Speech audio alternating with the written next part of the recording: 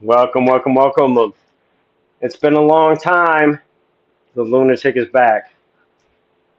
Um, we just had our president of the United States admit that all our centralized systems are failed. Our voting systems are failed. The people that provide our security systems are failed.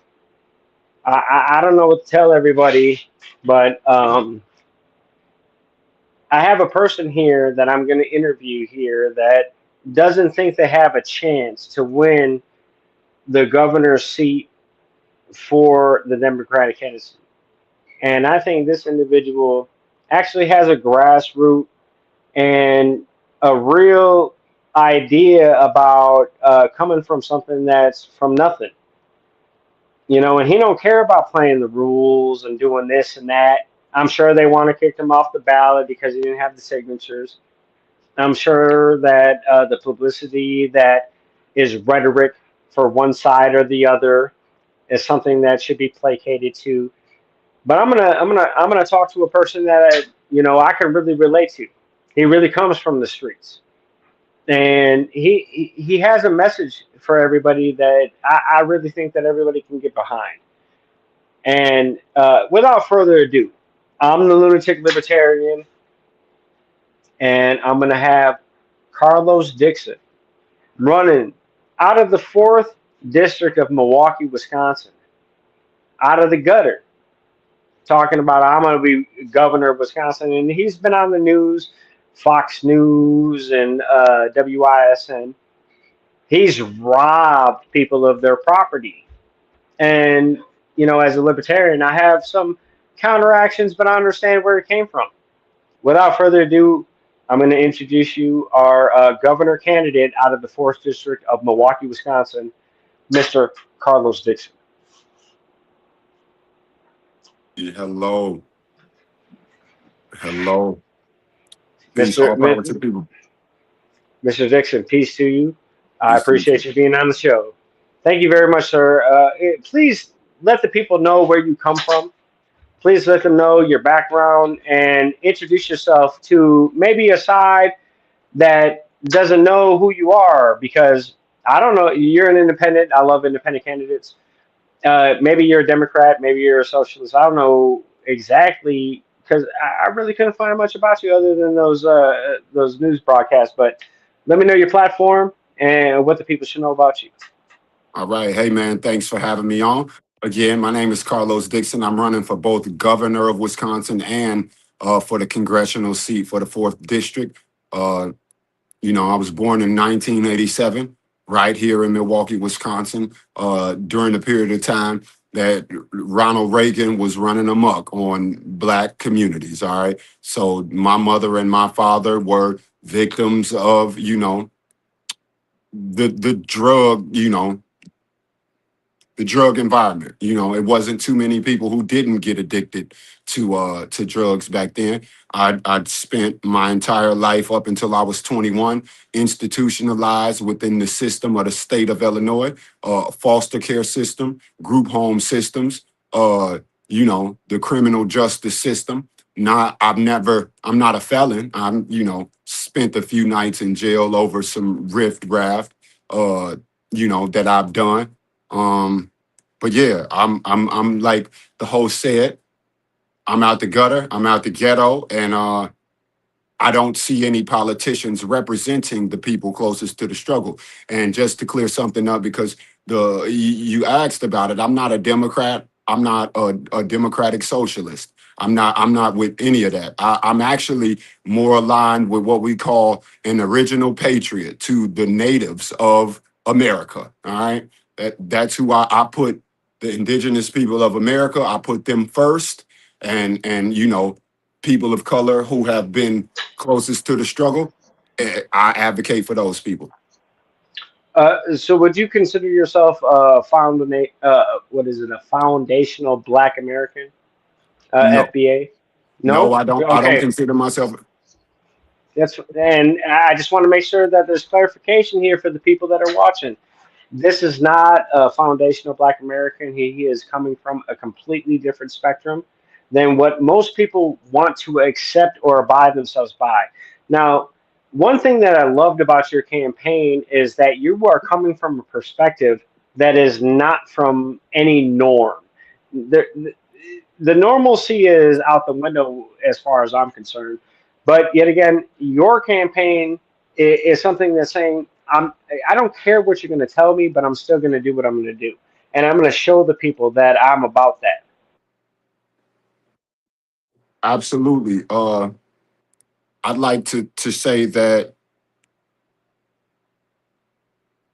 we have no other options. The people closest to the struggle, we can't continue to rely on, the Democratic Party or the Republican Party pandering to us during election seasons.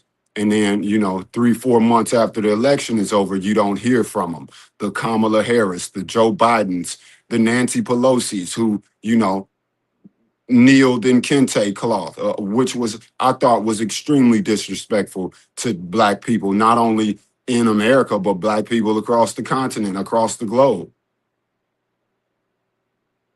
And when you mean disrespectful, is because people don't understand that that is only to a specific tribe, to a specific area.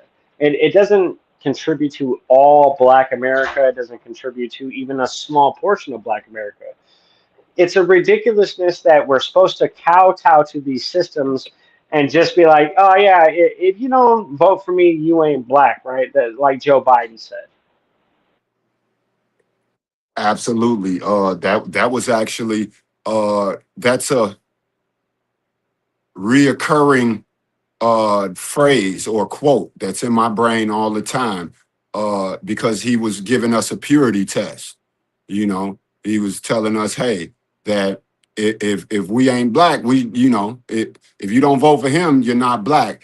And that was a purity test. I believe the disrespect more so is concerned with the language of equity and the actual material conditions of equity. So when you talk about equity, right? Do you believe that all labor is equitable? Because as a master diesel technician, I absolutely think that labor is a, I hate to say it, a hierarchy of what makes life sustainable to the system or to the community or to the commune or the homestead, right? So if you're not willing to put in the work, is there any contribution? So that I think how you define work, how you define labor is important in conversations like this. Uh, we have what politicians present to us as the working class. It's all good. We have what politicians present to us as the working class. And what we kind of fail to acknowledge is that there's a substratum under the working class. There's gig workers who are working 80 hours a week, just to pay rent or, pay their car note. We have disabled people who can't work. And when they do work, they work 3 or 4 hours. We have sex workers. We have the illicit drug market, pharmaceutical, influencers. That's all labor to me, man. So it's really dependent on how you define labor. And you're not going to get any argument from me. I think that the pharmaceutical companies absolutely have a monopoly on the importation of what we think are pharmaceutical drugs, right? I think that Coca-Cola is still being able to import cocoa leaves, but nobody else can under the Schedule 1 Act, under the DEA, ATF. What is it? It's I forget. I forget the answer statute, and I'm sorry, but we understand that the DEA, the ATF operate under a statute that says that we have a schedule system for Schedule 1 drugs, Schedule 2, Schedule 3. Now, they moved medicinal cannabis down to Schedule 3, but yet the seeds went up to Schedule 1. I don't think we can make it make sense on the federal level, but yet again, people believe not first source resources. They believe the propaganda that's perpetuated to them via the mainstream media or a leaning media source. Wouldn't you agree?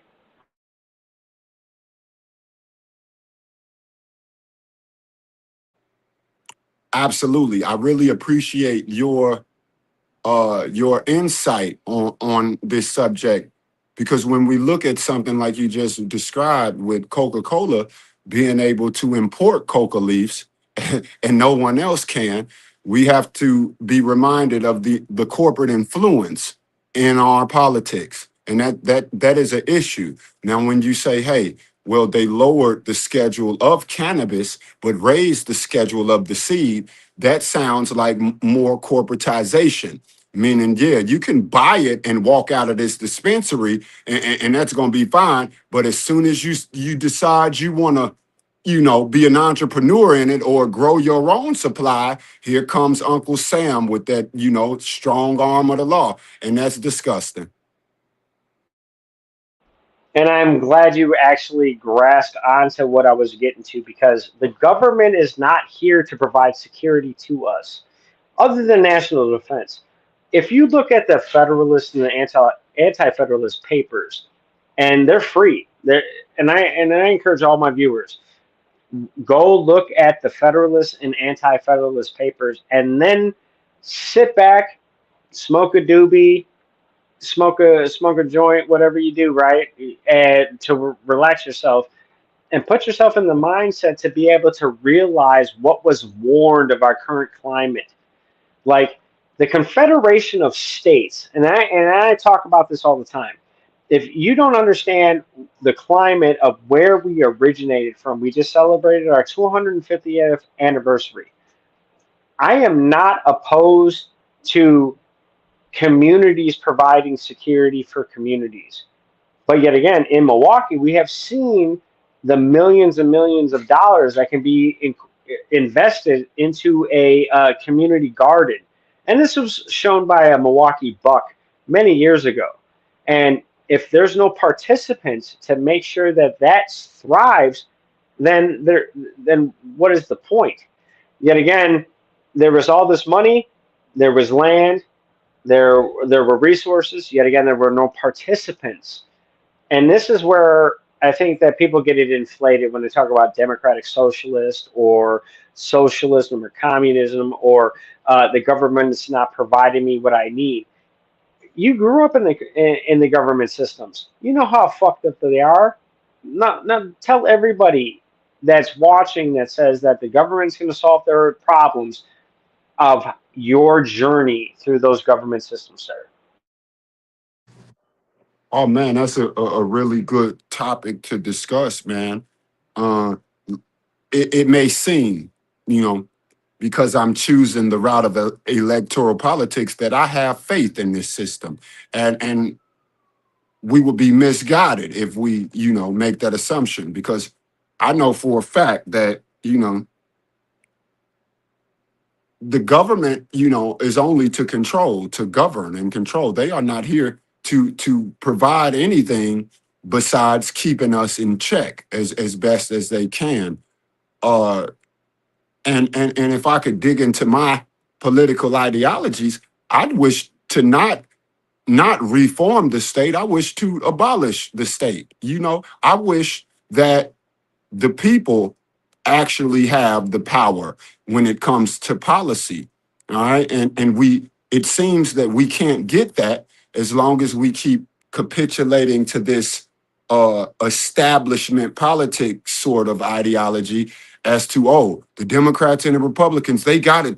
They understand the game. We have to sit back and let them negotiate. And that's just, child's play to me. I will say that when it comes to democratic socialism in America, it's fraud.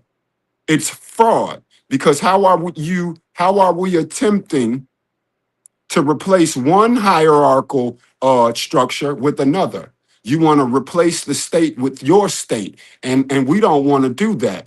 We want the state to be irrelevant.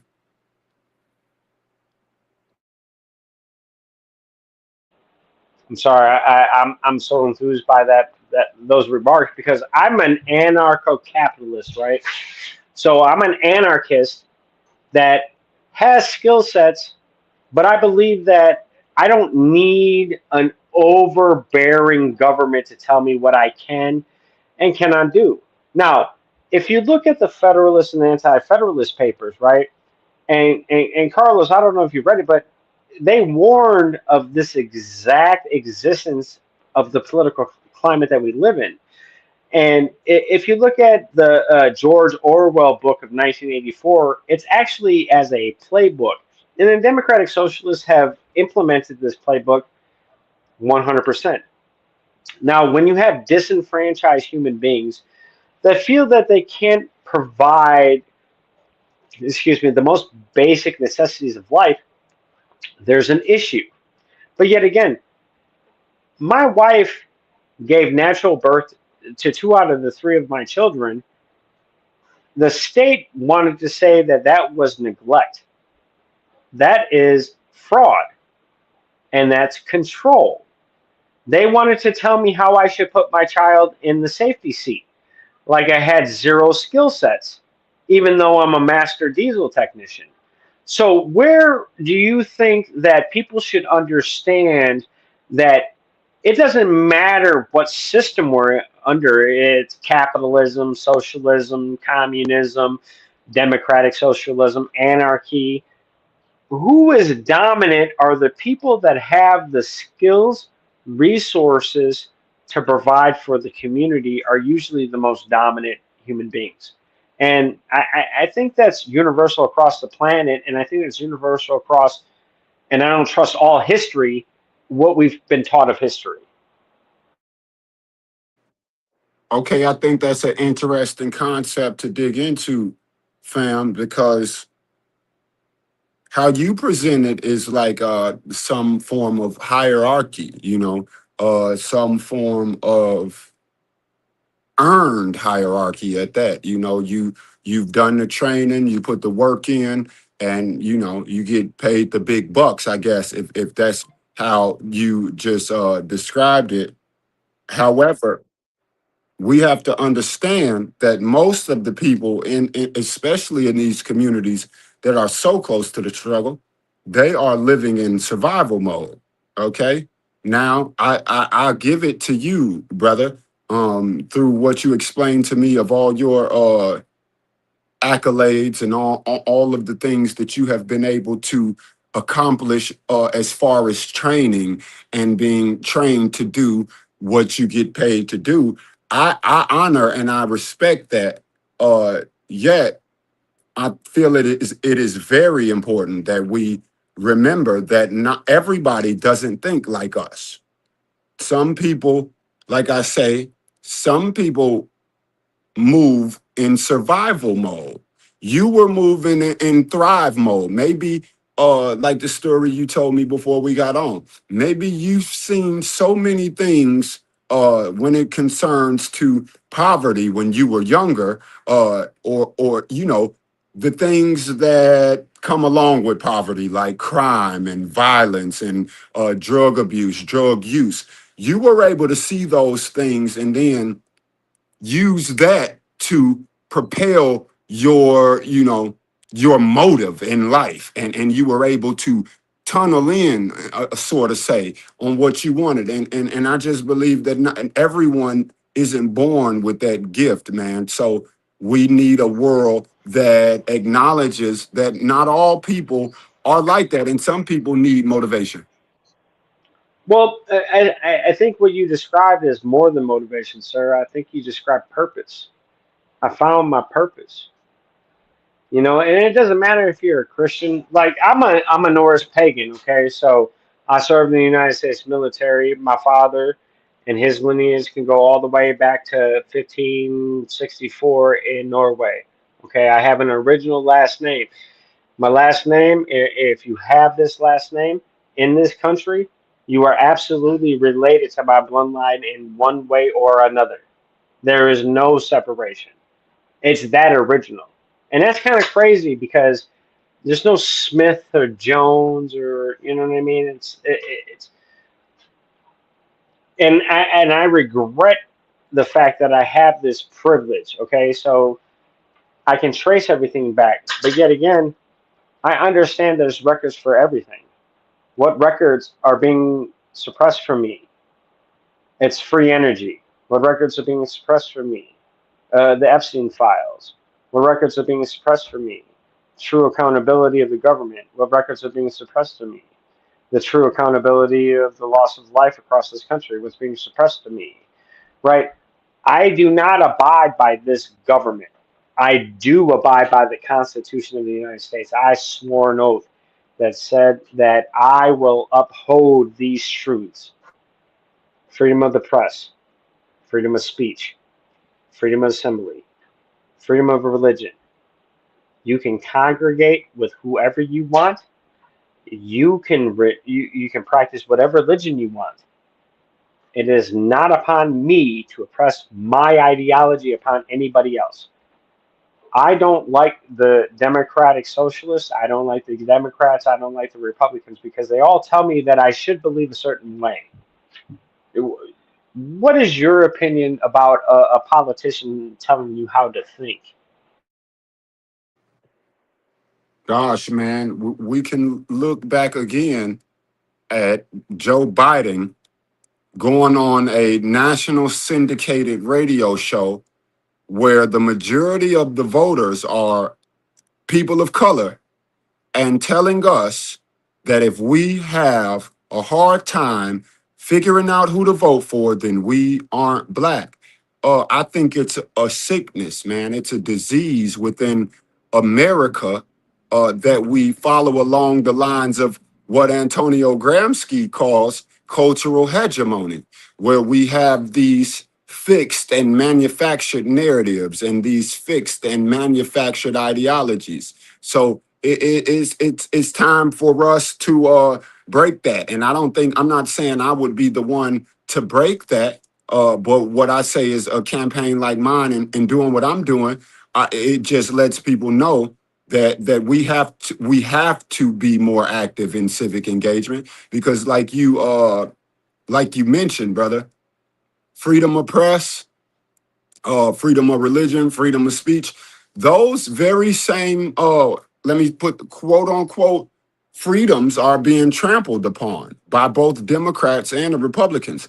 Uh, you'll see every Democratic and Republican candidate for governor or whatever, you'll see them get interviews for these mainstream medias.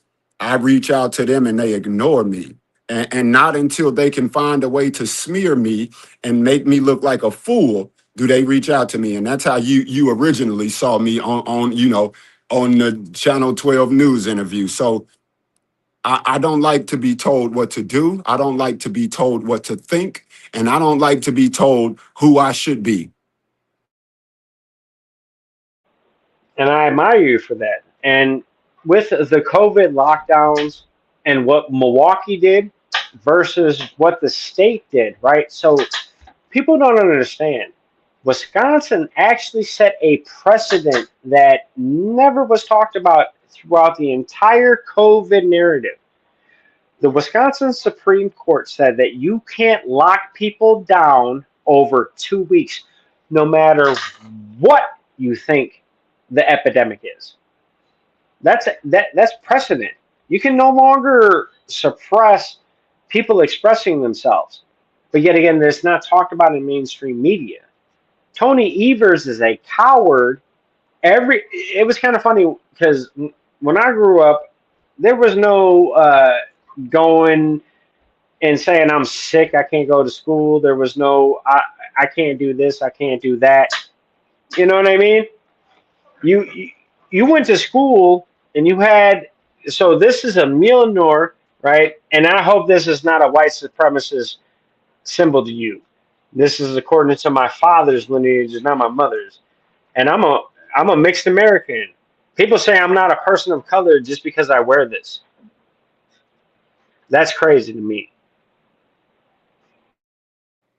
I'm not sure what that is, man. Is that same thing Grant Plattner had tattooed on him?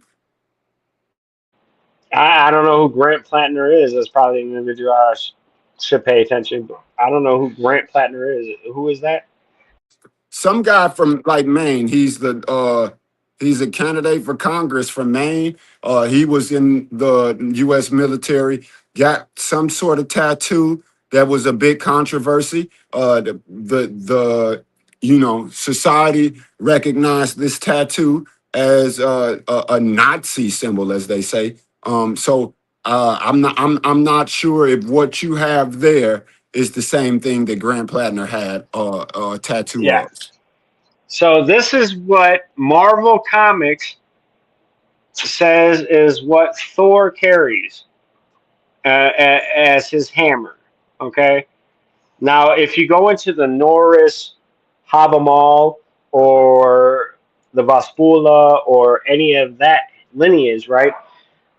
It's just a set of morality, just like the Bible is a set of morality, just like the Hindu base is a set of morality, just like the Taoists have a set of morality. Do you think there, when we come from a cultural mix of human beings, do you think there should be any superiority between anybody, especially with the original ideology that all men are created equal? I have to say absolutely not. There is no superiority of race. No, absolutely none. Uh, I'd like to dig into more of the spiritual side of life, not religious, but spiritual. Meaning that because I believe that the Creator is within me, if I believe that, I have to believe that the Creator or whatever you call it is within everything, within all things and all people. Then I take science because we've had some very smart individuals that have come up with a lot of, I guess, great science over the years. And they've been able to take the DNA and they've been able to analyze DNA across all races, okay? And what they've come up with is that the only thing that separates anybody of any color is a 0.2% DNA variance. So there is a 0.2% difference between my black skin and a European's white skin or pink skin or your brown skin, brother. So I I I, I, Well, ref- I I think refuse to follow along those lines. the only white people in my eyes are those that are albino, and I know they come from every background. Those are the only true unmelanated human beings that are truly white, deficient of melanation. Correct? Eh, Or am I just some delusional person that wants to claim that, oh, I'm Puerto Rican, right? But yet again, my grandfather was 5'2" and very short. Okay, uh, and probably darker than anybody I've ever seen. Um, but yet again, my grandfather told me to explicitly not speak Spanish because it was the language of the colonizers. So my grandfather was Taino, not Puerto Rican. And to be indigenous, right? And then come into the climate with the identity politics of today, that can be disregarded just because supposedly the only thing that comes as far as what you are, it comes from your father's side. Do you believe that society should believe that, or is that a crock of nonsense? Oh, I'm not sure I caught the exact uh, question you were trying to make. Well, so if you are a person of color, right, and your father is not, so yet again, if you're mixed white and black, your father's not black, your mother's white, right? Or I'm sorry, your mother's black and your father's white. Are you still black? Like that's the craziness that I get into when I go into the lower sphere of individuals that think that identity politics actually means anything. I would say this, right? Um, Science says that the Afro-Asiatic gene is just strong, man. Science says that. Uh, so we can see this. I mean, I don't get in. Let me see.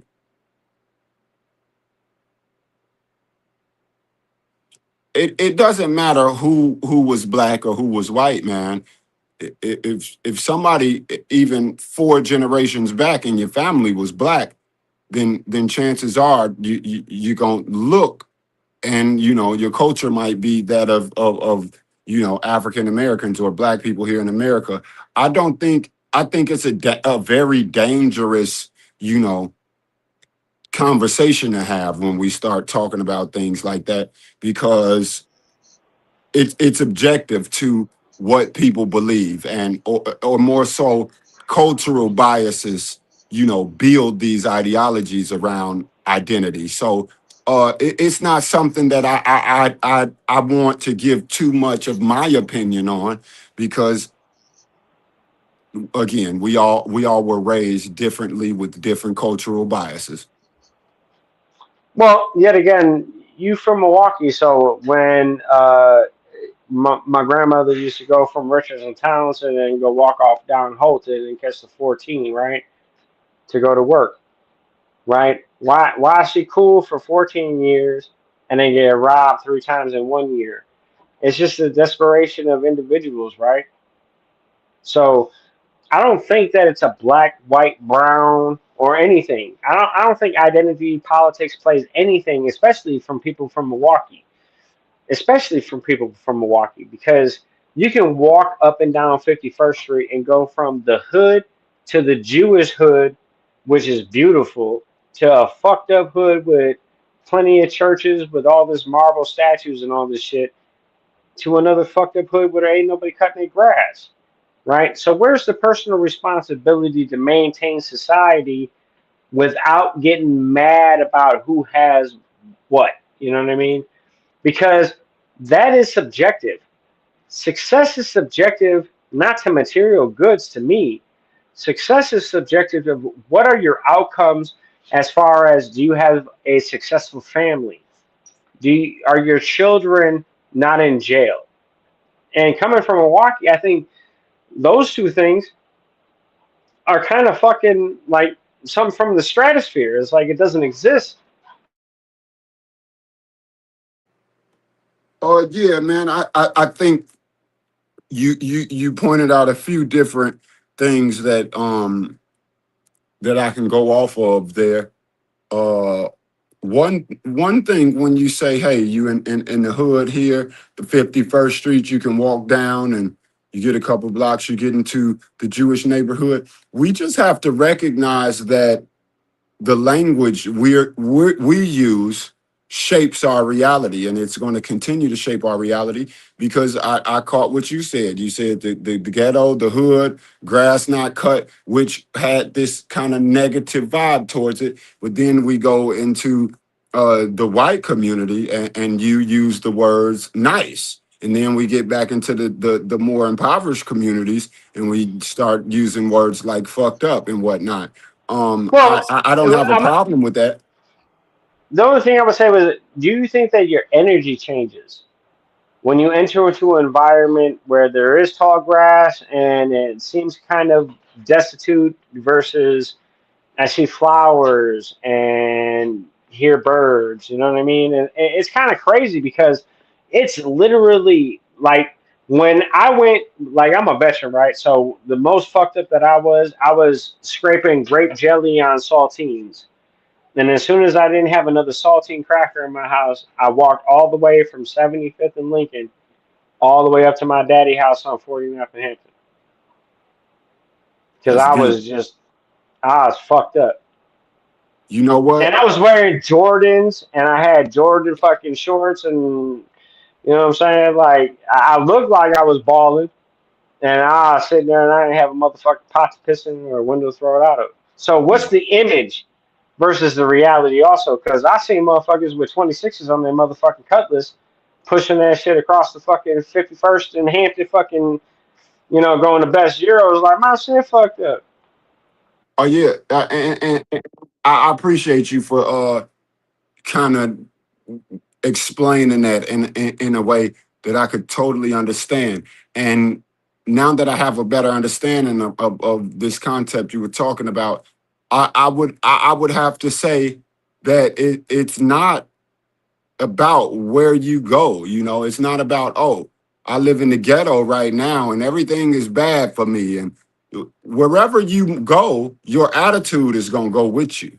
You know, your attitude and the way you perceive the outside world is going to go with you. That's why, I don't, you ever heard that, people use the term, oh, they trap this place out. Oh, you let people over here in this area and they're gonna trap it out, and that's because we change locations and we never change our mind frame and our attitude towards the world. And that's something that we have to work on through empowering and a trauma informed approach though. And we have to use our, as far as politics goes, we have to use our platforms to uplift those people in those situations and in those communities. And if we can't please everybody, and we won't be able to reach everybody. But as long as we're doing the work in a fashion that is of a friend and not of an enemy, I think we're gonna be all right. So, do you believe that competition, right? So, competition is capitalism, according to who's going to provide the best product, is something that's being sold. And then you have community, right, which is communism, which everybody is contributing. Socialism is something where everybody is contributing. I don't think there's any political ideology that's going to match the American platform because, like I said, I'm an anarcho capitalist. I'm a person that says, I am a skilled individual as a master diesel technician. I can fix and I actually can go buy whatever refrigerant I want because I'm certified all the way up in high pressure to ammonia systems. So if I wanted to go work on a warehouse that actually cold storage food products, yeah, I can go do that shit. And I can go work on the trucks and the trailers that actually haul that shit all the way across the country. And I can also work on the trailers that have a reefer system on them that haul that shit all the way across the country, but and comply with uh, the National Highway Traffic Safety Administration, the Federal Motor Carrier Safety Administration, the DOT, and everybody else that makes money off of violating people from participating in contributing to society, what I call it. But um, when I look at society, I look at what are people trained in. People are not trained in financial responsibility from birth. People are not trained in their nutrition from birth. People are not trained in their biology from birth. People are not trained in multiculturalism as far as our and I'm gonna say it. It's actually privileged position to be able to. If I wanted to walk down the street, or actually no, I'm going to say it. I'm going to go to the Milwaukee County Zoo, right, on a la carte day, and I'm going to go get me a sandwich from 1913 from what's the place off of what was it 13th and North Avenue, Jake's Delicatessen. I'm gonna go get me a 1913 style sub sandwich, and I'm gonna pay $7.50 just for a sample. And then I'm gonna go and get me some fried plantains from a Puerto Rican spot, and it's all based on food truck and entrepreneurship from multiple culturalism across the planet. Hey, bro, I hope you go down to Brady Street, go down to Dry Hooch, go get a coffee, homie. Go get a coffee, and then go across the street and go to Glorioso's and get a meatball sub and enjoy the multiculturalism that Milwaukee has.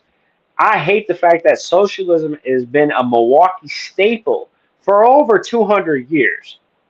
It's been a Milwaukee staple for almost 200 years, and it has not produced anything but detriment and separation because the Polish hated the Irish hated the fucking Italians, the Puerto Ricans hated the fucking Mexicans. Everybody hated everybody. And it was the most segregated city for almost 200 years. And it's the most violent. No, it still is. It's still the most segregated city in America. I'll let you keep going because I like what you're saying. Go ahead.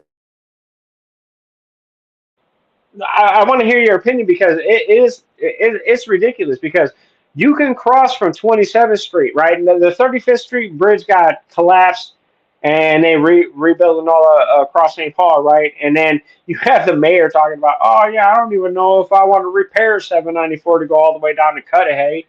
I remember if you can watch the Blues Brothers movie, that fucking freeway went to nowhere for 25 fucking years. Like, what are we talking about? Now go somewhere and you don't want to repair it? Where's your revenue? Where does it come from? Where's the education systems? So I graduated from Northwest Vocational Academy. Or no, it's Northwest Occupational Vocation. Nova High School is where I graduated from. Youngest graduate in their entire history. I was 3 months after I turned 17, I graduated that school. Now it's on, I think, like 20th and Burleigh. It was on 37th and almost like it was in between Hopkins and Village, right next to the warehouse there for, I forget what the fuck the name of it was, but you know what I'm saying? My high school graduation class was 13. You know how many made it through the summer of that year? 10. 13 graduated, 10 survived the summer. And then, you know how many are surviving today? 6. They're all dead, bro. It's fucking crazy. I mean, you just unloaded a lot on top of our head with that, man. I think it just shows how challenging it is, when your nervous system is moving on survival. Uh yeah, you get a few to slip through the cracks, like you said. Those numbers kept getting shorter and shorter as the years go by. Um and I think it just highlights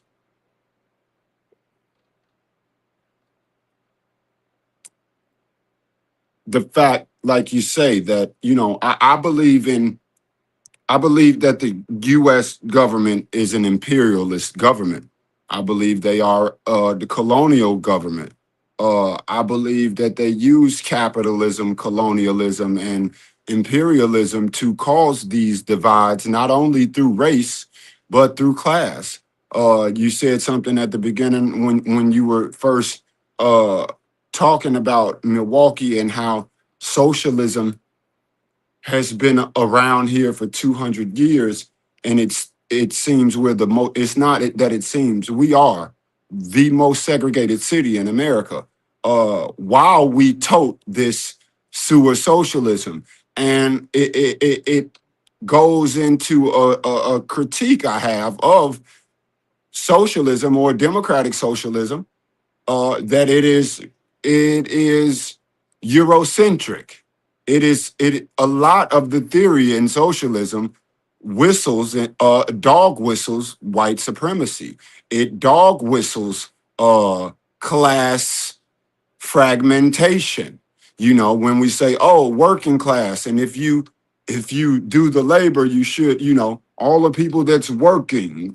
No, there's an entire group of people under that still work, that still perform labor, but they don't get added to the metrics or the data of the system.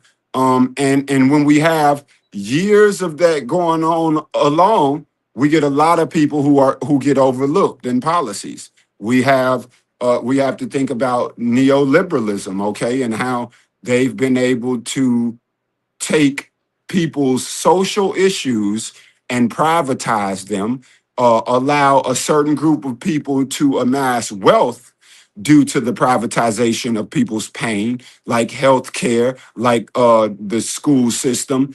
things of that nature. And it's funny because it kind of points into something you mentioned earlier.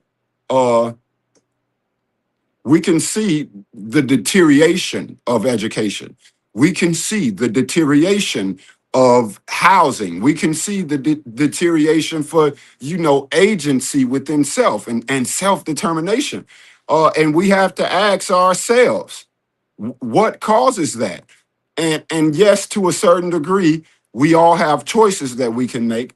But again, we have to understand how behaviors are formed, okay?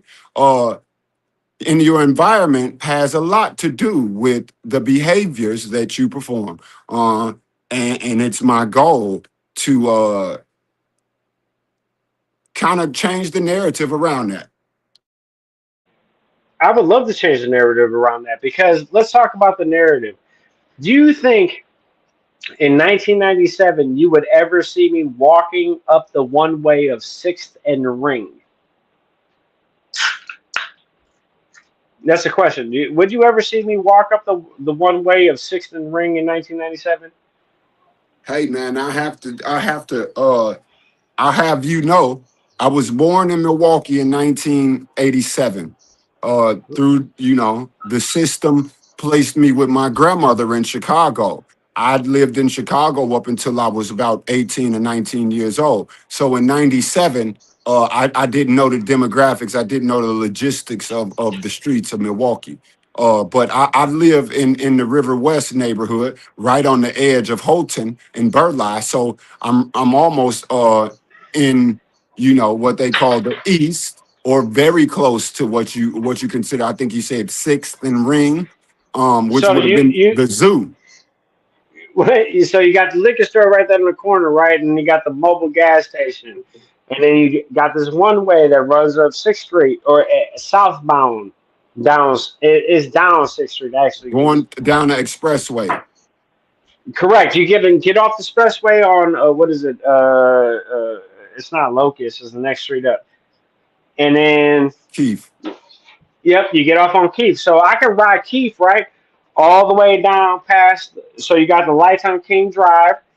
You pass the liquor store on the left as you rolling eastbound, right? So Palmer, I would make a right, and then as soon as I hit with Richards, I hit a left, and I'm at my grandma's house, right out there off of Richardson Townsend, that corner lot.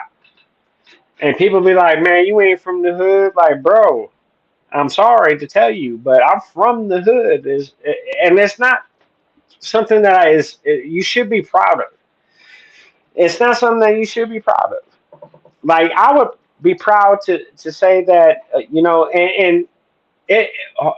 Let me. All right, I'm gonna retract just a little bit. Okay, so let's go full spectrum.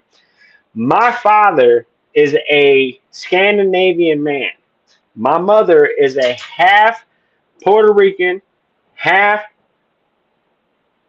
so it's half Puerto Rican, quarter Irish, German, Polish. My grandmother, who married my grandfather in 1956, by the way, my grandfather was 100% Puerto Rican, Taino, dark as fuck, 5'2". Okay, my grandmother was 5'7", half Irish, half Polish, German. And my great grandfather was an Irishman who served on the Union forces. So it's kind of crazy immigration. And who is supposed to fight for the ideology of the Constitution of the United States? I'm going to ask you right now, do you believe that the Bill of Rights and the Constitution are legitimate documents? No, no. It's And I'm simple. going to ask So my, what I say with that is because we've watched the conflict in throughout history. Okay, we can look at during this the Civil War and the times leading up to that. What was actually going on and what were they actually fighting for? Okay, the North was were the bankers and the financiers who had invested in the industrialization. of They were America. the Federalists. They were the Federalists. And then we And then have the this. South, anti-Federalists. The South were the anti-Federalists. And then you had the conflict of the Constitution of the United States. The Confederacy actually introduced the Bill of Rights. They thought the centralizing of the federal government was fucked up. And they said that, oh no, we don't, you can't have a constitution without a Bill of Rights. And and it's kind of funny. Thomas Jefferson is not a Federalist. Thomas Jefferson is an anti-Federalist who wrote the Bill of Rights. I think that public education. Now, I went to Washington Irving Elementary School. Okay, so and it's now I think called Barack Obama Elementary School, and I walked from 80th and Bender all the way down Bender Avenue to this, and then it was John Burroughs Middle School. So if you look up those two names, go look up John Burroughs, and then go look up what the fuck. It's George Washington Elementary. Go look up those two names. That shit is wild when you look up why those schools were combined, and now their names are rechanged. So if you can rewrite history according to ideology, do you think that's correct, or do you think it's just reprogramming the nation? It's what they've always done to keep the control and keep the cultural hegemony going. You know, keep the veil over people's eyes. It makes me think of something you were talking about a few seconds ago with the North or the South. We like to believe that war was for us, for the people who were doing the labor. But here's the thing: at that point in time in history, like I said, you had, and I'm talking about. I know you're talking about political ideology, but I'm going to dig into the economics of it. um, in the North, you had the financiers, the bankers, the people who were insuring the slave boats, you know, the slave trade. And in the South, you had people who dealt in human bodies, okay, in human labor. So you were either a owner of a body in the South, or you own institutions like the financial institutions, and you controlled education in the North. So when the Civil War popped off, that war wasn't about freeing any slaves, man. It was about labor. You know, it was about making sure that the people in the North had really cheap labor to run this industrialized, you know, North. And we get, I think we get wrapped up in the hoorah of all of that when we begin to be extremely patriotic towards the United States of America, because the Declaration of Independence wasn't for us. It was the independence of the richest people in America, the owners of bodies and financial institutions in America. They got their independence from Britain. And so that kind of feeds into this rewash and rebrand of history that you're talking about. You know, now we don't have Britain controlling everything we do, and we can lie to everybody else now. We can just make up stuff now. We can start new. So I think it's dangerous when we get government stepping in to influence things like education, to kind of sanitize and flatten history. I'm a Norse pagan, so I got to get into the religious aspect now that we're going into colonialism, because we know that the Irish Catholics, or just Catholics in general, did what to the indigenous to reprogram them, right? You have to believe that you believe in false gods, we believe in the true God, right? And when people are ultra Catholic or ultra Christian, I'm not a Christian because I served in the Gulf Wars.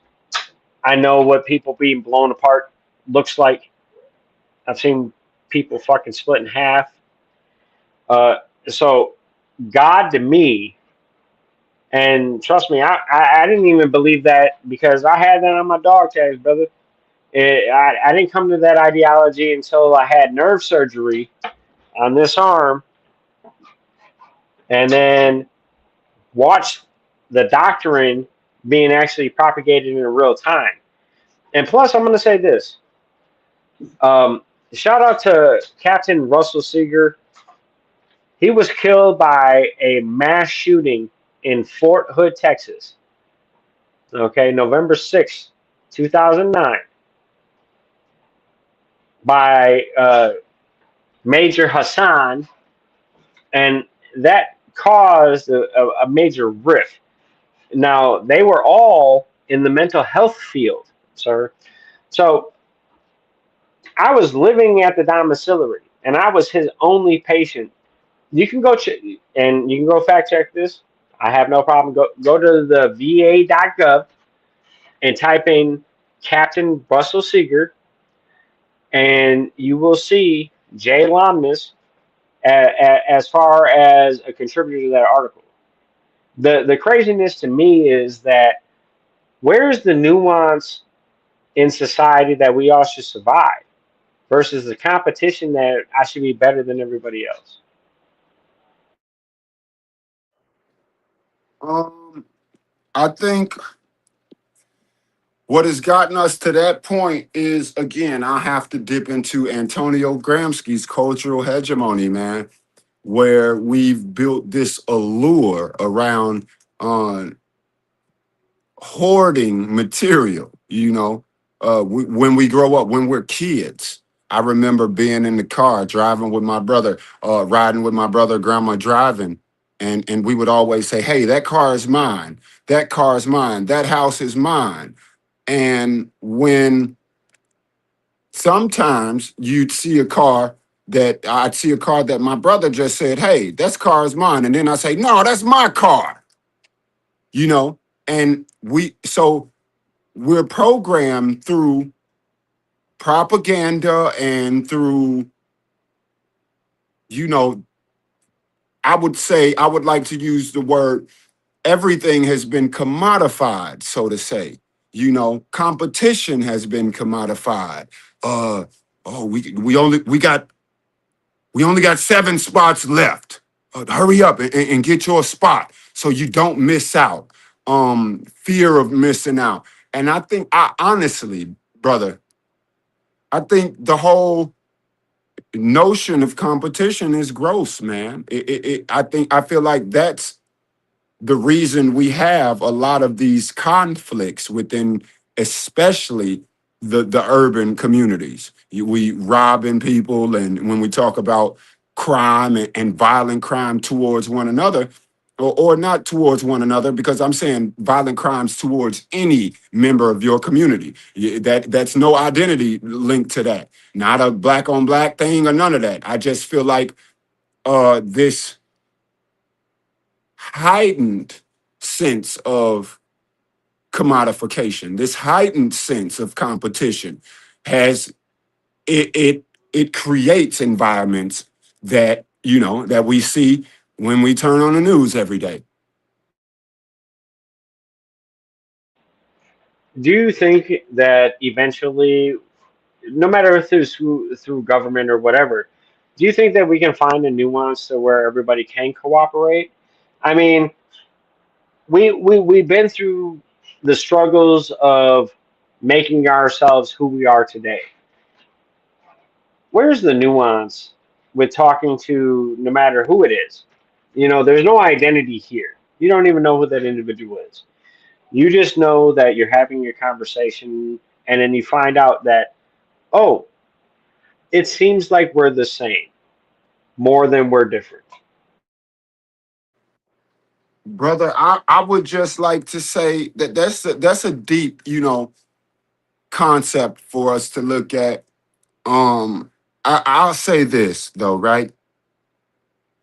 I don't care what you believe in, like as far as your religious beliefs are. Uh, Political beliefs, I do draw a line on political beliefs because, again, I understand what imperialism, colonialism, I understand what those things are.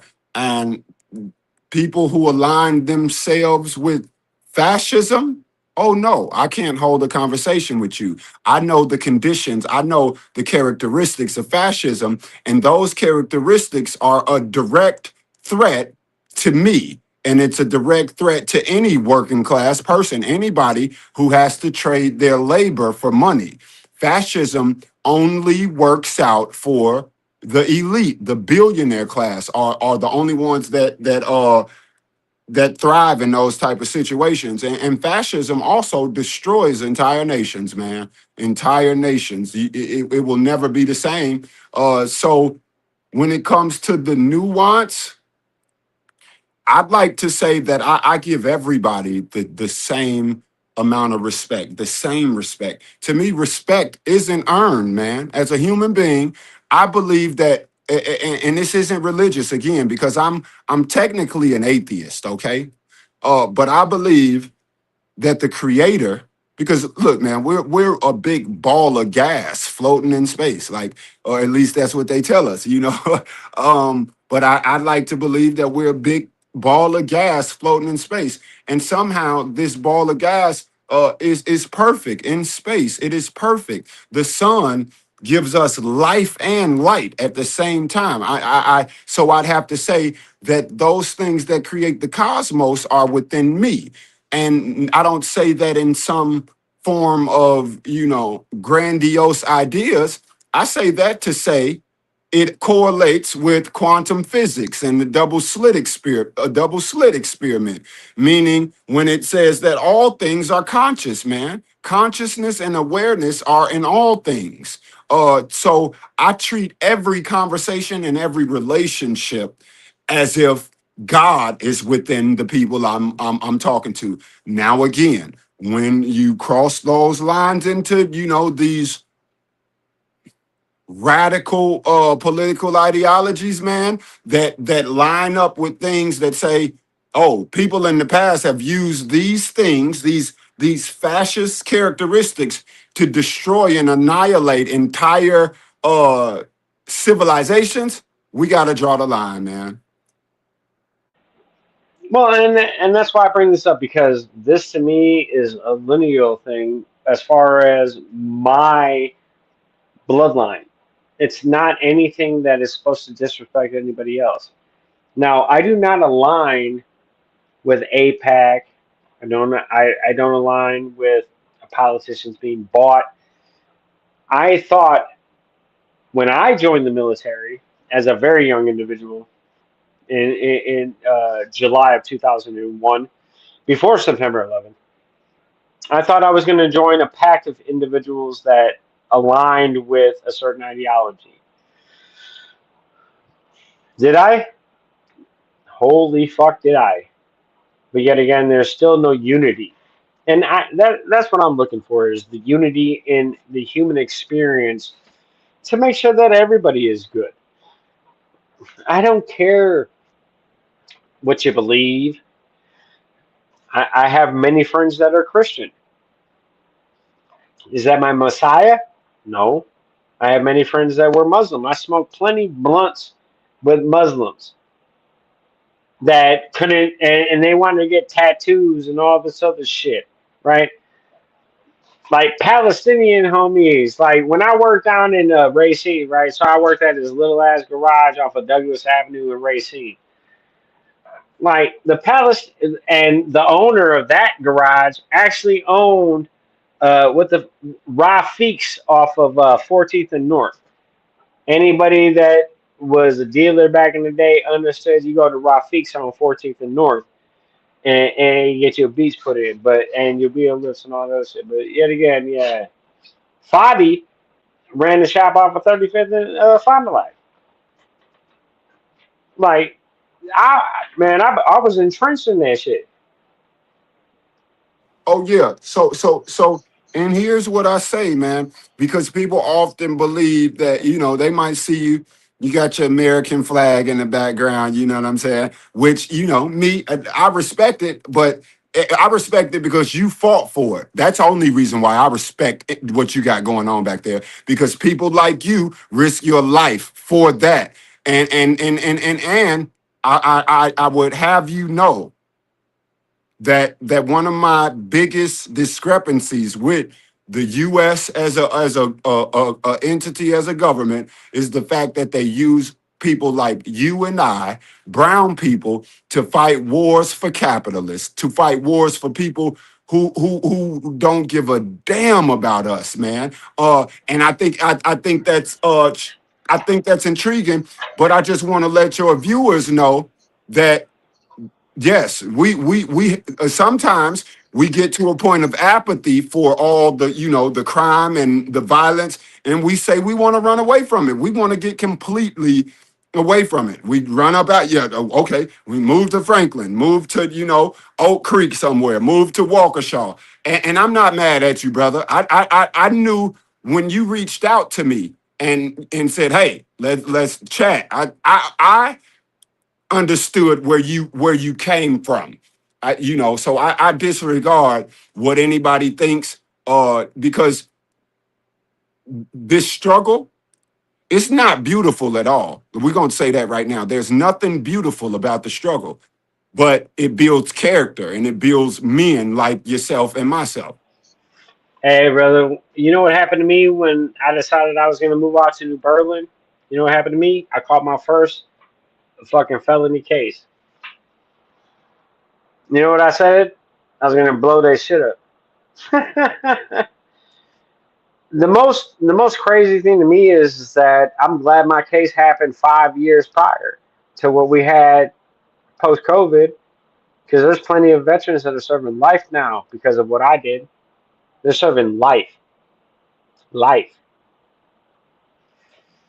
They gave their life to this country, and now they're serving life just because of words, all over COVID, and that's just crazy to me. So I I say all centralized systems are failed. Okay, all centralized systems are failed. Fraud, waste, abuse, and corruption is fluent. We have we some people say they're oligarchs or whatever, but yet again, 501c3s never solve the problems that they're funded for. Um, and I can go into all these other charities and all this other shit, but yet again, we understand between you and I that it's ridiculousness to keep participating in these systems that are failed. Like, it's kind of funny. Like, if you go down Brady Street, right, across the street from Glorioso's, you'll see this small little house backstep. It's called dry hooch. And dry hooch is a term for no alcohol for veterans. And I'm sorry, everybody. Yes, I am drinking alcohol. My brain still can't function with society in I literally gotta like dumb myself down with society in some days, but I digress from that shit. Um, I mean, but yet brother, you again, don't have to explain yourself for making grown man decisions now. We ain't no goddamn kids, no little boys over here. Do what you got to do, man. You don't drive. Don't get in the car and try to drive to the grocery store afterwards. But hey, you do I what you got a need to do, man. CDL, brother. I ain't driving nowhere. I walk myself to Quick Trip, brother. And that's another thing that's crazy is that you don't see Quick Trips in Milwaukee versus everywhere else outside of Milwaukee. Why is that? Because shit gets stolen. Shit get fucked up. Why? Because motherfuckers don't know how to act. And yet again, like I said, I graduated from a vocational academy in a partnership school as a troubled youth and went on to be a military veteran, and I can name accolades from other, but the thing is that I participate with society in a positive aspect. That's the only thing that I can actually say is actually the truth. And I would give all my skills to anybody that wants to listen, but yet again, nobody wants to work because everybody is involved with entertainment versus I want to train you to actually provide for yourself. Everybody thinks that money is a tangible thing, but money is a agreed upon exchange to say that everybody should be able to be inclusive. So That's what's actually got me fucked up between the democratic socialists and communists and what is a capitalist, because money is agreed upon exchange. Everybody's pissed right now because the value of the purchasing power of that fiat currency is so down. It's so down. 99.72653% I think is the last number, but versus when it was first introduced when the Federal Reserve Act was put into place. So I think I want to identify a few things that I heard within what you just said. That it doesn't bother me. We just have different views on it. I'm not saying that I disrespect your view or your view is wrong. Again, because the way you were brought up was different than me. Your perception of the world is different than mine. So I could never hold anybody to a standard of how they should view the world. I would say that the quick trips not being in these, extremely urban parts of Wisconsin, yes, like you said, it could be one thing could be, oh, people don't know how to act. My version of it is that we've never been taught how to act. Now you say, oh, people don't want to work. My version says people haven't been taught the value of labor. But it goes right into what you were saying about, that's actually agreement when I say that. So we haven't, these super urban communities either get too wrapped up into entertainment, like you said, into what they see. Oh, somebody dropped a mixtape and now he's got $11 million. Let's rap instead of working. Which rap isn't a bad thing. If you can figure out how to be a musician, a rapper, and you can figure out a way to package your product and sell it and make some bread off of it, why not?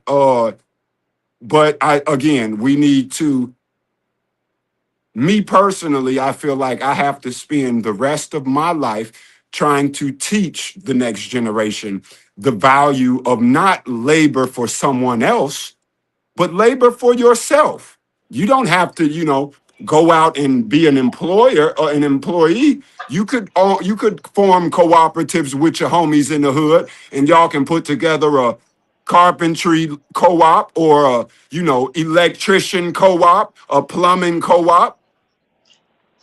Well, how about you just build a community to where you consolidate all your assets. Now you have a bank, and then you apply and say that I want to borrow against all these assets because this community is valued at, well, let's say a small community is valued at $500,000, right? Just a small community. Maybe it's got a community of maybe like 800. The purchasing power of that community versus an ununited community will always be 100% more exponential. And that's just a fact because they're united. They agree upon their mutual assured assurance versus the mutually assured destruction that we've been broadcasted through our public education, our media, our movies. We always got to be at war with the enemy. Like, I'm not at war with the Democratic Socialists, right? But yet again, I got to make my presence felt. And I'm going to be in Madison tomorrow. If you want to come meet me, come meet me. Like, I'm going to be at the Democratic Socialist event tomorrow because Francesca Hong fucked me out of an interview. And that was 2 months in the making. She canceled it 3 hours before just because she couldn't defend her policies, right? And then we see her on WTMJ4 on Instagram looking like a damn robot. Yet again, a failed businesswoman, a failed wife, a failed businesswoman and a failed wife is going to tell me how to run my state. And now she's being sued for $30,000 by Capital One. let me interject because again, I have no place on directing your opinion on what you've seen and all the things that you've gathered through the information you have and your ability to process that information. So I respect it, brother. What I will say, I won't step into, this failed wife situation. I'd stay out of that. What I can say is that, first off, when is this DSA event? Oh, it's tomorrow. Go on DSA Madison, Wisconsin, and click on their calendar. Bro, they got events going on for signatures and all shit for Francesca all tomorrow and Sunday and Monday and pretty much every fucking day of the week. Go look on DSA Madison. Okay, because I'm in Milwaukee. I've only been to Madison one time, and that was maybe a couple months ago. But here's what I say, and again, my frustration is not with an individual, not with Francesca Hong. Even though once I learned about her, it all just got really, suspicious. There's a lot of suspicious stuff going on back there. And I'm just gonna say this. What How do did you they pay become the Democrats? You said they paid them 16,400 and what dollars to be a I part of the. forgot. I forgot the numbers. It looks like they're exchanging money though, because she had a disbursement of like 13 grand, and then she got a contribution of 13 grand. So she's exchanging money with the Democrats. But let me explain something to you, man, that a lot of people don't know. Let's this is an expose, okay? Morris Ramen, that wasn't Francesca Hong's restaurant. If you go and research through the state's entity research, that wasn't Francesca Hong's restaurant ever. It belonged to a man named Sinji Morimoto. Okay, he was the financier. If you look up Moore's Ramen, you won't find anything, but you can find Morimoto LLC, and they are the ones who opened Moore's Ramen. Okay, so the entire thing is a grift. How do you become an executive chef in 3 years? I don't know. How do you have the privilege to drop out of college, drop out of the University of Madison, and become a politician? I don't know. And you talked about nonprofit organizations. I have the proof that Francesca Hong was a part of a nonprofit in Madison that had no oversight and was giving checks to whoever was their friends. And the people who actually needed the money didn't get it. My mentor is one of those people who actually needed the money and didn't get it. Francesca Hong is the absolute grift, the absolute LARP of all LARPs. There are Zionists within her campaign. Tyler Hendricks, who started Friends for Francesca Hong, is a Zionist, and they supposedly kicked him off.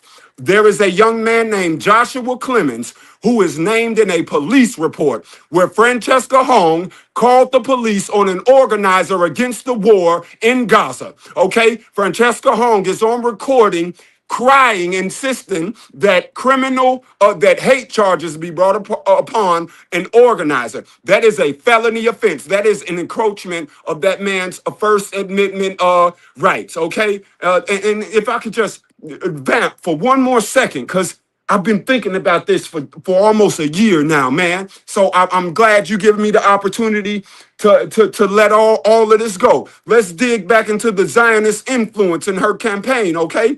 When she called the police on this young man in Madison for his demonstration against the war in Gaza, she was instructed by another young man named Joshua Clemens to call the police. Joshua Clemens is the founder and owner of a company called Reverbal Communications, who has been paid $31,000 by Francesca Hong's campaign management team.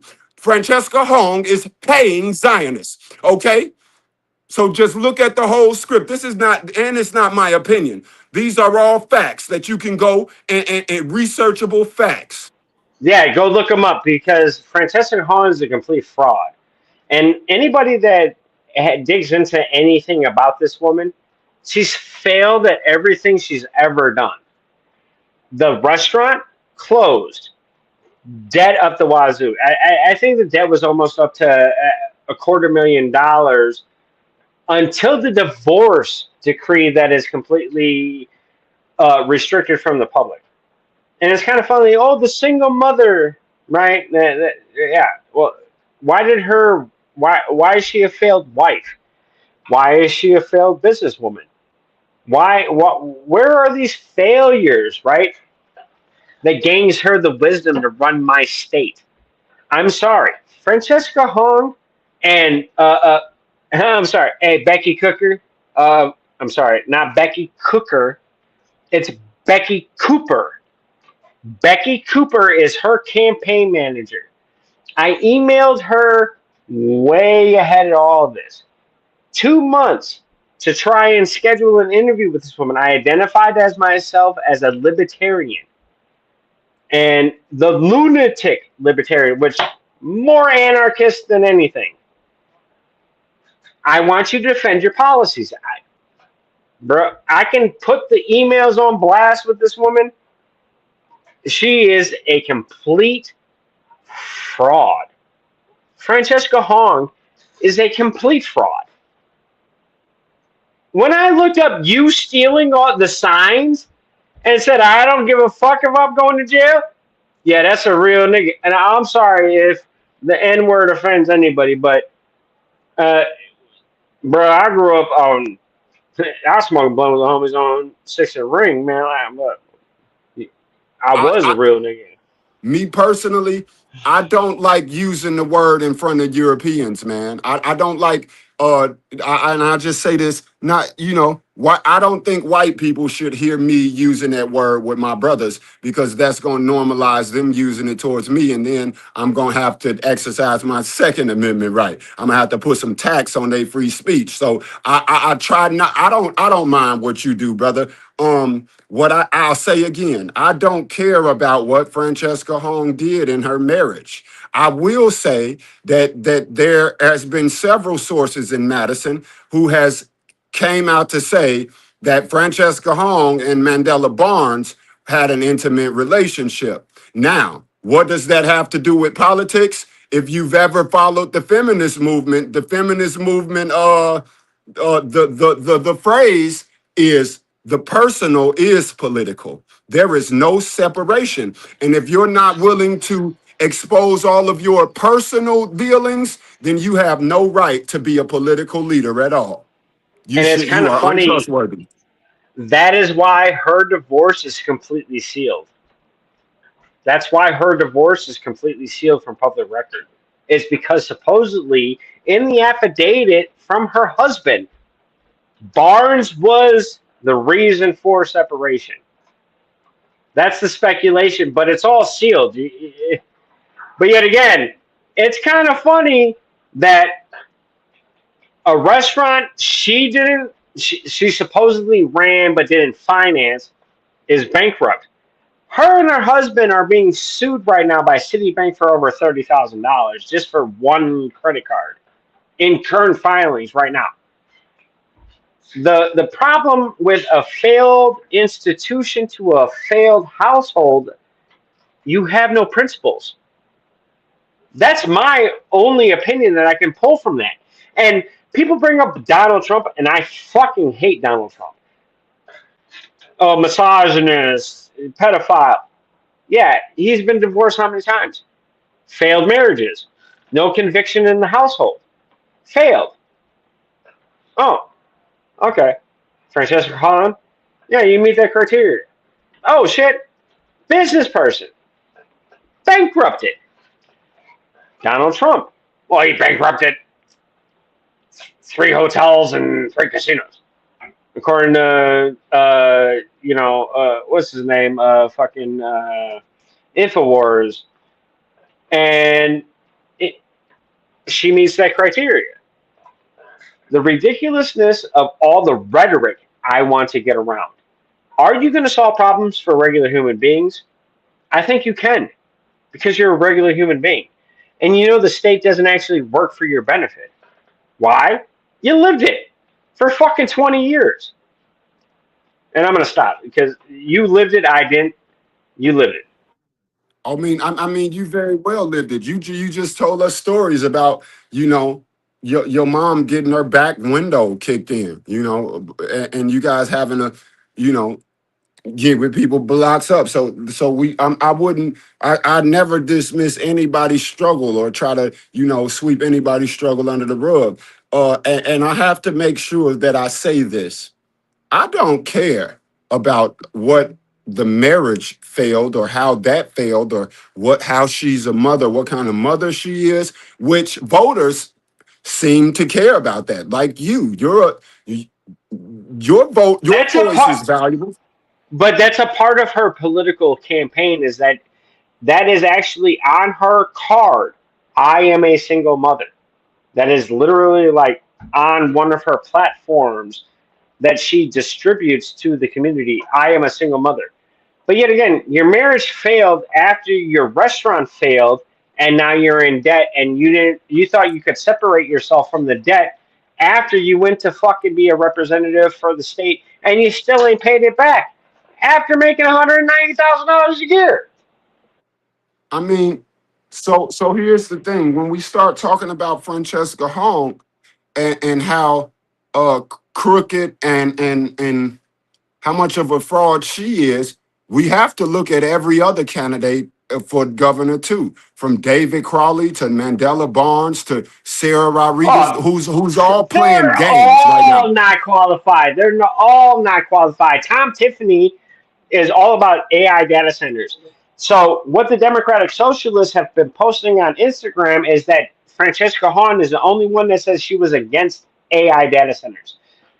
The thing is that if you are against the surveillance state by any means, to include the Federal Patriot Act, you would never include it in your state.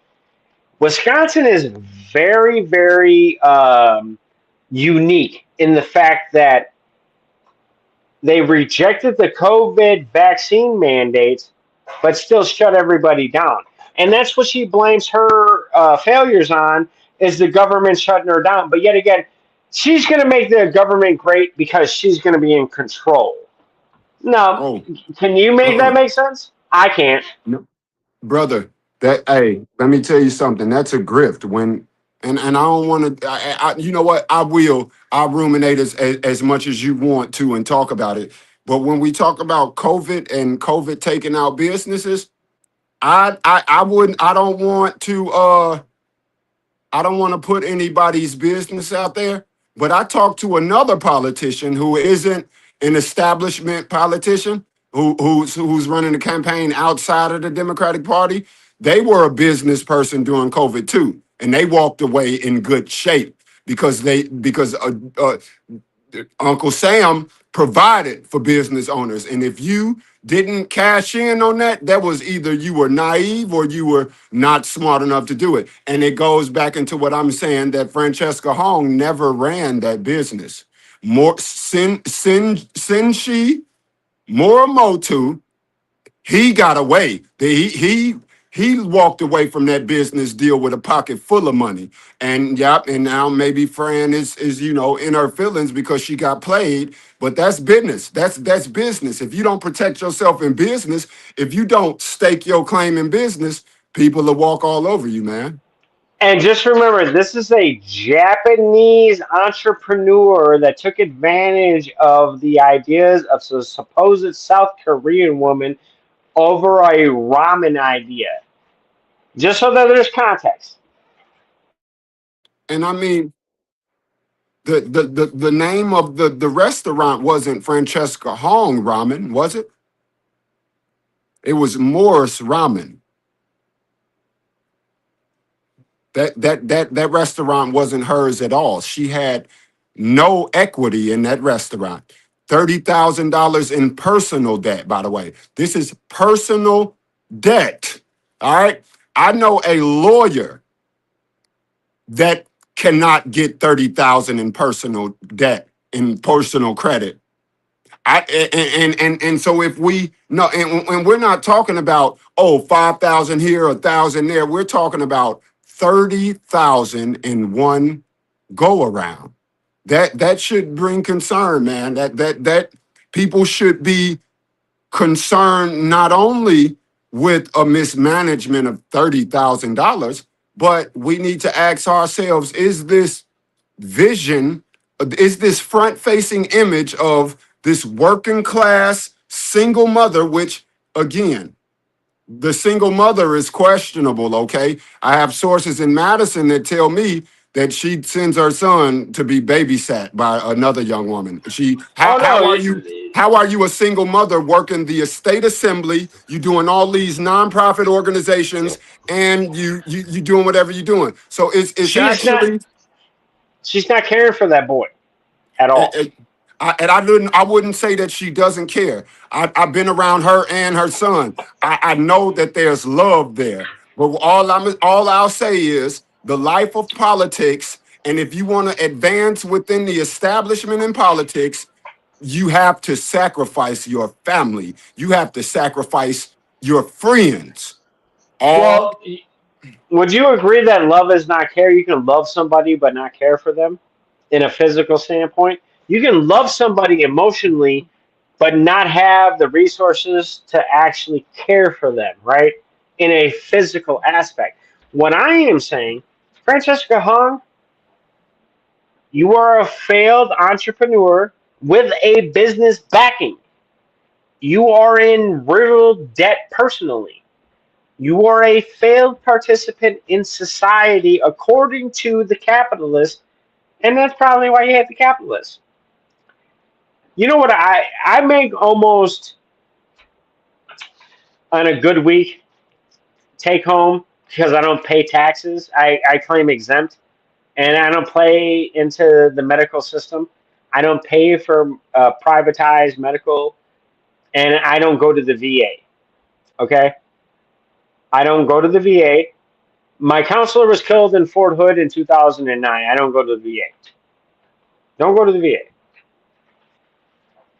And I'm not going to be a part of the propaganda machine of George Bush from 2002 for his reintegration program for coming home soldiers.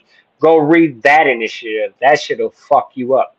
But yet again, General Shinseki in 2004 also said there would be no homeless veterans across the entire state under Obama. Like, I don't, I, and dry hooch came out of that. And then Gwen Moore backs Dry Hooch and gives them federal funding. But yet again, they tell you to go to the VA. brother. I just like to say something about my policy platform. Now, I'll say this first. There is no way in heaven or hell that anything that I want to be done will a Democrat or a Republican sign on board for. So I can't sell political policy platform dreams. Okay. But when you talk about the veterans and the homelessness, I spent the whole year in a homeless shelter. I developed a good relationship with the veteran there. And I also saw people die and pass away inside the homeless shelter. I saw the community outside the homeless shelter be filled with violence and crime, okay? And I saw a nonprofit agency just sit back, a nonprofit organization that is cashing big checks, just sit back and be okay with it all because there is Yeah. there is without are paying, they cannot profit. And that's why one thing, there's a couple things that I will fight tooth and nail for as a governor. There should be there will be a state of emergency called for the homelessness in this state. We have to end homelessness, not capitulate to neoliberalism by open up a homeless shelter. Oh, here's some funding for your homeless shelter. No, we have Yeah. to end homelessness. We have to take the money from these. Okay, because you say you're a capitalist, brother, but my ideology says you are not a capitalist, man. You do not have the power of a capitalist. However you want to look, I know you look towards capitalism, but I tell people all the time, whatever we have, our house, our business, it's all regulated by policy. Okay, and if we if we mess around and skip a payment on something, if we mess Yeah. around and not sign a piece of paper on time, the Yep. government is going to come have that, all of it. Well, and brother, I am an anarcho-capitalist. Okay, so when the suits come to my door, right? I've already had multiple instances of ordinance for a rooster. Right? They charged me $2,000. It was $187 per day. It was $2,000 by the time that I got rid of the rooster for a local ordinance for where I live now. Right? The police show up, fuck out my face, and all charges. Go look them up, man. Justin Lomness. You can go see Cabby on Wisconsin Askez. Yeah, I got some domestic shit on there as far as just being fucking angry with my family. But I threatened to blow up a police department. That's where I caught my felony in New Berlin. All homie. Hey, them pepperwoods out there in New Berlin don't play, man. Hey, I know New I don't Berlin. care. I don't care. No, But the thing I'm not is saying that no. I'm saying they don't play about their prejudice. They love bigotry out there, and I'm glad you safe. And I know you a soldier, so you ain't playing none of that BS. You know, if somebody wanna, hey, they gonna have to come meet your Second Amendment rights, more than likely. So I'm not mad at you for any of that, man. I think it just shows how when we want to disregard the government, they'll do what they want to do. Who called the police on you for having those roosters, man? That's that's no, crazy. some old lady that was mad because her soap operas were being interrupted at 10 o'clock in the morning. But yet again, I live in a community now with 20 or 3,500 people. I'm hated by all of them. You know why? Because I don't give a fuck to attribute their ideology to my lifestyle. And they hate the fact that I tell them straight to their face. Did you buy that house? No. Okay. Did you bear that child? No. Yeah. Nobody really gives a fuck. Shut the fuck up. It's called freedom. It's called freedom. It's called freedom. It's called freedom. It's called freedom. I don't have to agree with you. Go congregate with who you want. You have the right to assembly. You have the right to congregation. You have the right to assembly. Don't tell me how to live my life as far as a national ideology. This is where democratic socialists, Democrats, Republicans have me all fucked up. But yet again, I can still load up a saw and walk your ass down this mother. As I'm carrying almost like 75 pounds, also, because I got to carry extra drums and ammunition, and I'm not carrying any food. In the war zone, you only carry rounds because you might die. You don't carry food.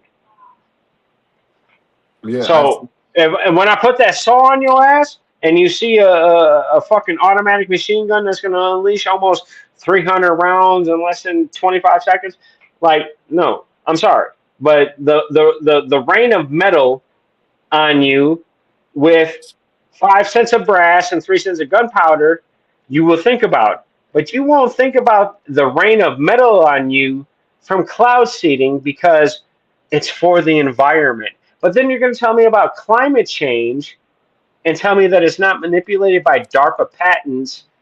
And then you're going to tell me about, oh, well, I don't know what I'm talking about, but yet again, everything is recorded because I go to firsthand sources and not any kind of news sources. And I love the fact that you tell people go to firsthand sources. Don't listen to what I tell you. Go look at what's out there for the people. absolutely. Yeah, man. I agree with you. I actually gotta wrap this up, man. I got some stuff I gotta go and do. And getting a bunch of text messages here now. But I appreciate you opening up this space, brother. And I want to tell you right now, what you're saying about Democrats, democratic socialism or socialism, that's exactly why I may use the rhetoric of socialism. Does he? does he want to defund the police or believe in law enforcement based on race? Why did Carlos steal the signs? So I just for law enforcement purposes, I allegedly stole some signs. And they weren't. I answer the question. Um, so here's the thing with the DSA. I was in the gubernatorial race 3 months ahead of Francesca Hong, man. All of these places like Act Blue that's allowing her to use their platforms to fundraise.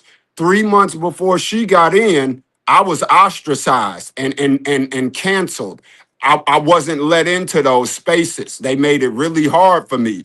I reached out to all the local news media all over the state, sent them press releases announcing my campaign. They ignored me, and then they let Ryan Barnett from the beer salesman from Miller Park, they gave him a slot on or to interview him. So Tell them how much you paid dues and how long you participate with this party before you even ran. Just tell them the background. oh, did I pay dues to the DSA? No, no, no. To the Democratic Party that's being corrupted by the DSA. Oh, I canvassed for Kamala Harris, man. Like I was out canvassing with a NGO, non-governmental organization for Kamala Harris. I believe that Barack Obama was going to bring us this change that he was talking about. I never believed in Joe Biden because at that point I was already apathetic. But this young man down here says, does he want to defund the police or believe in law enforcement based on race? I don't understand what that last or believe in law enforcement based on race. I kind of can't make that connection. But no, I don't want to defund the police, man. I actually want to triple the law enforcement budget, where we'll mandate the officers that work within these precincts live within the communities that they serve. That's extremely important when we're talking about relationship building. This triple up on funding is for this.